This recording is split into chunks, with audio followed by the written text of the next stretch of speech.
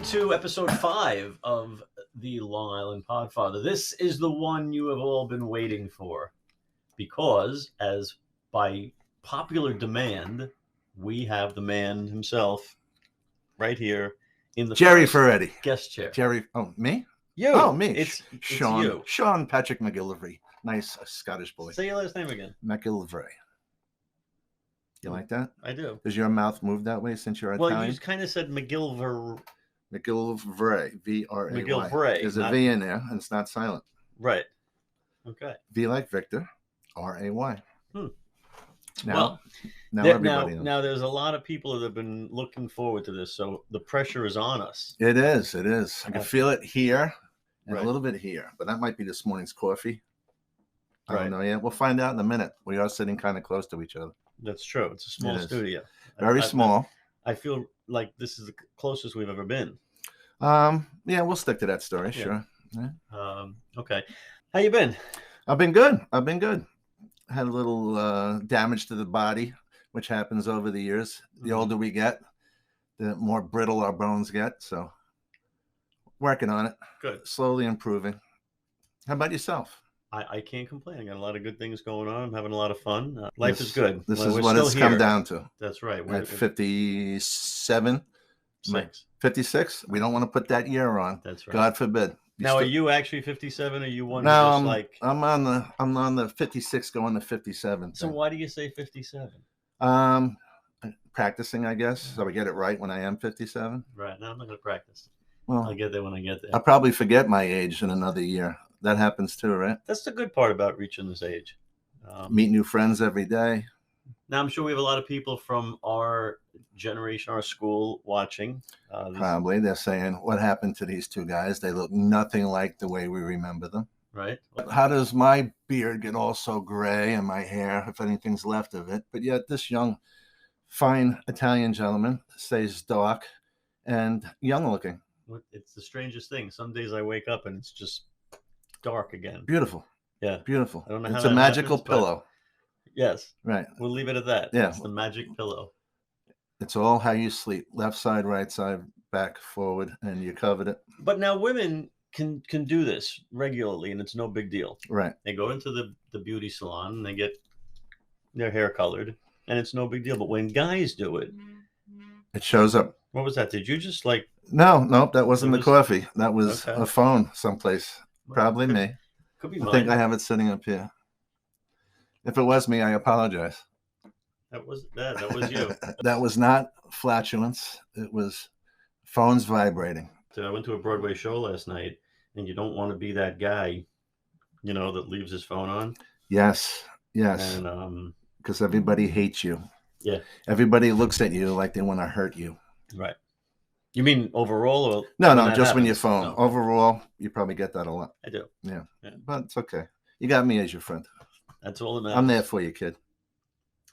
So we kind of was wondering what we were going to talk about, and we said, well, we have some topics that we both have experienced, and Yeah. uh, Some of them we can talk about. Some of them we can't. correct. And we kind of came to the conclusion that relationships and women were something that we could talk about. And the beauty of this is we're not live, so anything True. that we say that we don't want out there. My mother reminded me this morning when I told her the topic that my kids might be watching this. Correct. Although my kids now, they encourage me to go more off color. Like as many of you know, I've had my podcasts out there, and I try and remain positive. I have this, as the Long Island Podfather, I try and connect entertainment to fatherhood, to positivity, and that's like my single platform. And then I want to have guests on and talk about fun stuff. And they encourage me to go off color, like my kids. They don't know. I mean, your kids probably do because you have more of that sense of humor where you let it fly. I But do. My I kids do. don't know there's like that line that's drawn. I'm like old school. I'm somebody that steps over that line Yeah. quite often. So if I do, I apologize now. If I hurt anybody's feelings. Your kids would just go, "There's Dad doing it again." There's Mine Dad. would be like, "Holy shit!" Stay away from that guy, Jerry. Dad, stay away from that guy. You never actually took the step into stand-up comedy. I have done open mic nights, Mm-hmm. But having a full-time job and a family and other activities, it was tough to keep up with it at the level that I would like to keep up with it. But Right. now that I'm old, I have more free time. Right. Which is, it's a very interesting thing that you kind of segued into, not even realizing it. But I have this new script of Fontana's, Mm-hmm. and one of the characters in it is an older person who goes back into the stand-up comedy world without telling his family, and he's even older than us, if that's possible. possible. Yeah, and I'm looking forward to this. It's a tough role to cast, but I think I have somebody for it. And but it is. It's just That was part of the reason I went with the gray beard today, hoping I could fill that spot for you. You're Not old enough yet? Not quite old enough. Thank you, Lord. Although, Marlon Brando was only 47 when he played the Godfather. So, make you an offer you can't refuse. You got something in your throat? An want Italian. Want some water? I got an Italian cookie stuck in there. Now, I didn't even know this because everybody thinks he stuffed cotton in his mouth. And he only did that for the audition. Only the audition. Then they actually had a mouthpiece made for him. Oh. He went to a dentist and I would assume the cotton part was probably terrible, pulling out little pieces stuck to your teeth. But yeah, I mean, but you're getting paid pretty well. Right. Pick it out. Get a big bag of cotton and you can go for it. Right. You ever put cotton in your mouth? No. You told me to be nice. You told me to be nice. I gave you a perfect you did. And there's another one. You did. But I'd like to be friends with you for a while. Okay. Sometimes I can say things that stops that right on a dime. So we'll have a meal first. We'll have a meal. Okay. Right? It's always good to start with a meal. Now, if you're going to do that, I got to stop doing it. It's going to come out through the mic. Yes. See, that's why I have the headphones on so that I can hear these things. Yeah. Okay. And I won't do it. I won't do it again. You probably will. I probably will. It's a nervous tick, as they say. So the cameras get rolling and you see what happens, right? All right. So yeah, you can see this is our little timer. So we haven't even been going that long. Now this is like, it's like the first run here. I've never had a guest on, and coming in cold. So it's winter. 28 degrees. Yeah. Hence the winter beard. This is what guys that work outside do. Keep the face. Now you work. I was in Penn Station yesterday. So I went up the escalator and I looked around. I went with a friend that I was with. I said, Sean Macgilvray built this all by himself. Right. And you're very proud of that, right? I am. It was a lot of hard work, year after year. I think it was about 3 years. The new Penn Station. Did you have any help? I brought in a couple of guys to kind of lift the heavy stuff. Very nice work. I did notice the homeless people sitting around in the hallways, and did you ever really look at someone without trying to make them feel uncomfortable? And I do it all the time. I looked at this couple of guys laying there, and they looked like they could have been like you or me. Well, more you, but well, with this look, sure. Right, but seriously, they looked like they were going to sleep there, and then get up the next morning and go to work, start their day, or you start the exactly. Well, I can tell you from working there through this whole thing, through the COVID, they let all the homeless people move into Penn Station more or less. So when I would get to work at 5 o'clock in the morning, you'd have to step over human bodies, feces, urine, hypodermic needles. And if you got to your office with your shoes clean, it was a good day. Wow. Let alone the smell that goes along with all that. And the smell of marijuana is everywhere these days. Big difference from the way things used to be. Makes you wonder if anything will ever go back to the way it was. What? Even little things, I always talk about movies. I was movies now seem to, you go into a movie theater and they're pretty empty. Yet every time a new movie comes out, it sets a box office record still. COVID killed the movie. Where is that happening? I don't know. Because, right? Who do you know that's really going to a movie theater these days? Right. Did you see the new Spider-Man movie? I did not. Me neither. It would involve me going to a movie theater. And I normally would have been the first one there. And I talk to young people who don't really go. When we were younger, we used to go to the movie sometimes 1, 2, 3 times. to see them. You see Raiders of the Lost Ark, or you go see, I go see a Star Trek movie. Now I talk to kids, and some of them see it. Some of my friends go see it, but why is it in 6 weeks they set another box office? I just did what you did. Yeah, stop it, will you? They set Hurt my ears. Another box office record, and you go, are they just making it up? Have to be. I think so. I know with Spider-Man, my kids went. It was a hurry up and get there thing for them, as soon as it came out. But I haven't met anybody my age that's talked about going to a movie in a long time. Right. How about things like bowling? Do people go bowling anymore? I don't know. Are there bowling alleys they still there exist? Are, but if you go bowling, it's very expensive. It's not like, we used to go and you're paying for the insurance that they have to. Right. keep. And I've been curious to go to a bowling alley and see if, like, you could, still rent shoes, or does COVID Bring your own through the feet? Bring your own spray. Little Lysol. Right. Like, is there anybody thinking they're going to get COVID through footwear? I'm sure it's a thought, right? There's been some crazy thoughts. There's been lots of crazy thoughts, but there's nothing to substantiate it. No. I was working with the Department of Health doing calls for the COVID, and I had this woman on the phone who was, positive, and she was, feeling okay and everything, but she was in a panic because she has a parakeet, and she can't feed the parakeet because she doesn't want to get near the parakeet because she's afraid she's going to give the parakeets COVID.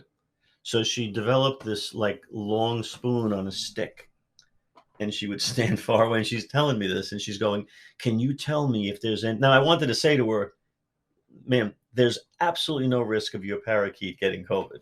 But then I went, well, if there's Do I know that? Do I know that? Yes, I do. How about dogs? Yes, I do. How about dogs and cats, right? They're breathing the same air that we breathe. Right. It goes back to you can't get HIV from a mosquito bite. And they said no right away. I think we found out that was a little different. And we know that if this does affect dogs and cats, the next thing that happens is Planet of the Apes. All the dogs take over. Cats die. We domesticate the apes, and then look what's going to happen. So COVID could really lead down a very... There's a new movie for you if that hasn't been done yet. Oh yeah, somebody kind of has been done. Yeah, we could do something other. What a great idea, though. It really was. And Rod Serling was very involved in that. He's actually the one who came up with the Statue of Liberty ending. Oh, sorry, spoiler. Oh, you ruined it. So now you're a happily married man. I am a happily married man. What did they say? You kiss a lot of frogs, and I am very happy. Very happy. It's a pleasure to go home these days. I enjoy her company, and she enjoys mine. She enjoys yours as well. I believe so. Either that, or she's a real good liar. Now that's very nice to hear. It is. Because happily married has become something that I don't really believe in.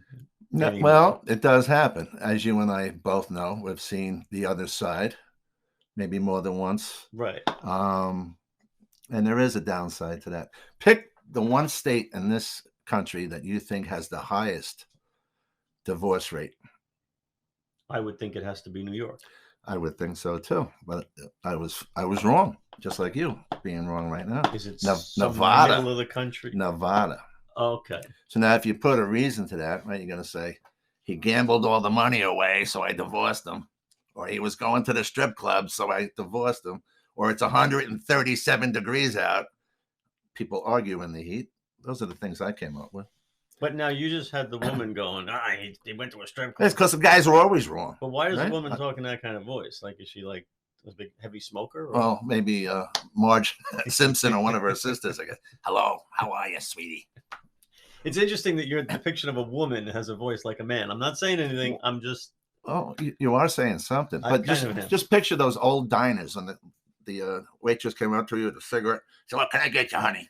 Right. That was the voice. That was the voice. You pain in the ass. No wonder why they're divorced.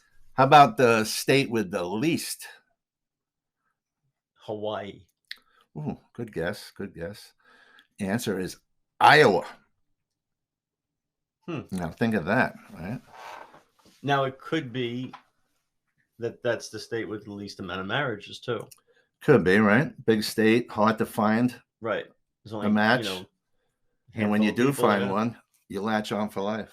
Right. or you get frozen together because it seems pretty cold there.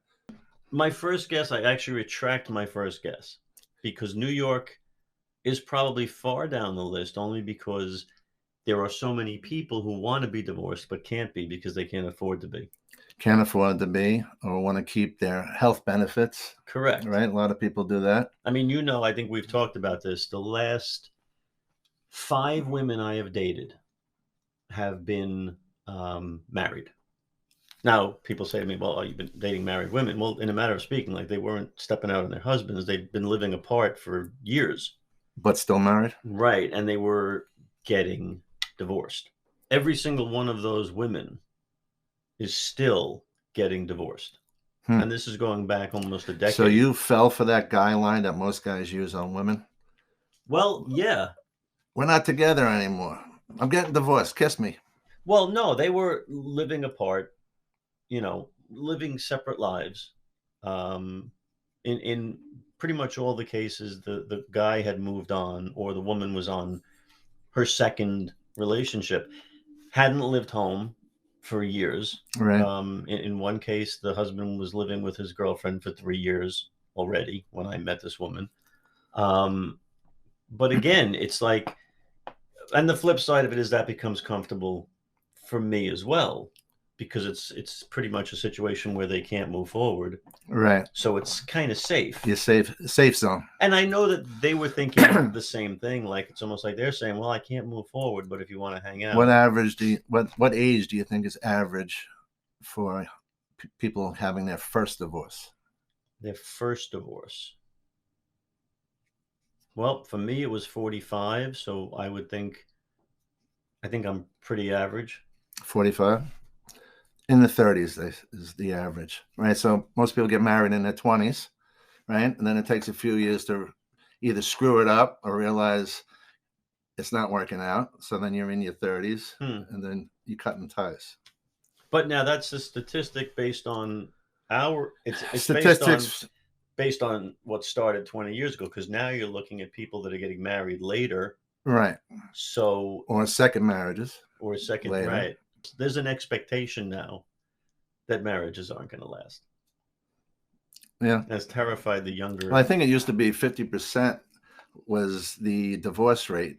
And I think it's now down to 30 something, 36 or something. Again, we're touching so much on some wonderful topics that are in the Fontanas. Oh, this is like Fontanas is this is almost like a trailer. It's almost like a trailer, yes. And we have a visual here. I can show you. Show them the visual. Here's the script. Show them the visual. Here's the script for the Fontanas. It's all ready to go. I've got crew in place where we're going to be holding auditions at the end of February. If you can, figure out a way to be Italian. Well, I went to Massapequa High School, so I could learn from that middle door staircase where all the Italian kids hung out. Yeah. I got the moves. I could still remember. Is that how we move? Oh, hey, there you go. Hey, I got it. That's hey, forget about it. Oh, nice. Come on, nice. What are you doing? Come on, Sly. So now, are we being diverse enough? There's another problem in the world. We cast a movie around Italians. Last night I was sitting there watching Michael Jackson. I went to the Michael Jackson play, and I was thinking, because if you go to their website, it says they're looking for actors to play a young Michael Jackson. Mm-hmm. They're looking to cast. Did you try? Why not? They have to let you try. I can identify as a small black child. Yep. I can see it, especially during the summertime because you get kind of really dark. I think I don't think they should exclude me. No. Everybody gets a fair chance. Yeah. Right. I wonder. In all seriousness, I wonder if what would they do if I walked in? Well, that's like a guy showing up at Hooters looking to fill out an application to work there. Right. I'm sure it's been done. I'm sure they've been sued. Right. Right. Like imagine if a white guy walks in, he can sing just like Michael Jackson. Next. Does it go that way? No, it doesn't work. And he goes, "This is not fair, man." That's good. See, maybe I'll give it a try. You should. We can go down together, save gas money. All right. So back to the situation with women, it's like if divorce is down to 30%, our marriage is down. probably more people not believing in the marriage and cohabitating together, Right. right? Because what else did I read? A marriage in this country, a divorce in this country happens every 30 seconds. Wow, that poor guy. Why does he keep getting married? I don't know, but he's pretty quick. 30 seconds, Yeah. right? That's embarrassing. He's Even in marriage. He's an idiot. Yeah. Well, you know, people are making money on that. Divorce lawyers and right. judges. It just keeps the money flowing in their direction. But now take the 5 women that I've dated who are still getting divorced. They're not statistically in the divorced category. No. Now, no, they wouldn't. 40 years ago, if somebody got divorced, they got divorced. You know, the wife hit the husband over the head with the frying pan. I know back in the late 1800s, the divorce rate was like 0.03 because nobody got divorced back then. Right. Even if you think back to when we were kids, parents getting divorced was not a real popular thing. Everybody stayed together, you know, sunshine or rain. Yep. And then now everybody. I know people that have gotten married, guys I work with, their kids get married, and then all of a sudden, a couple of months later, oh, they're getting divorced. Wow, that was quick. Well, but oh, how about this one? When you get to retirement age and a guy retires, and all of a sudden you hear they're getting divorced because they couldn't take being around each other full time, 24/7. Right. Yeah, it always amazes me when some people, like Captain and Tennille, remember they announced they were getting divorced? After all those years. Right? And it was like, and I think there was something weird there, like it was like some financial thing where it made one sense. stole all the money, or I don't know. Somebody playing the field. There's always some reason. But yeah, if you stick it out till that age, like the hard part is over. The kids are grown, right? No more diapers, no more ball games or practices to go to.